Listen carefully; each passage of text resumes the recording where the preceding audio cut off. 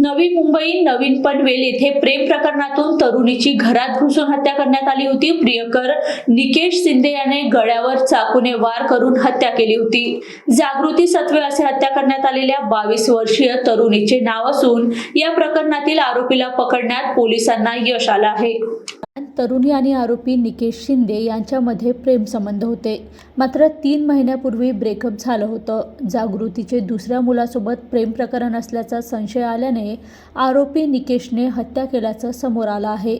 नवीन पनवेल येथील जागृतीच्या राहत्या घरी जाऊन शिवीगाळ आणि मारहाण केल्यानंतर निकेशने थेट चाकूने गळ्यावर वार करून जागृतीची हत्या केली।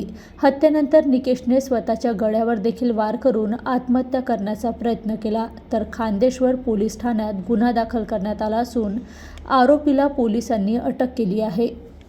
खांदेश्वर पोलीस स्टेशनच्या हद्दीत मध्ये जागृती सत्वे नावाच्या मुलीचा खून केल्याच्या संदर्भात आपण खुनाचा गुन्हा दाखल केला होता। त्यामध्ये आरोपी निकेश शिंदे याला अटक करण्यात आलेली 1 तारखेला आणि जेव्हा त्याला न्यायालयात प्रोड्यूस केलं तर 6 तारखेपर्यंतचा पोलीस कस्टडी रिमांड देण्यात आलेला आहे आणि या गुन्ह्याचा तपास महिला पोलीस निरीक्षक ढाकणे मॅडम करत आहेत।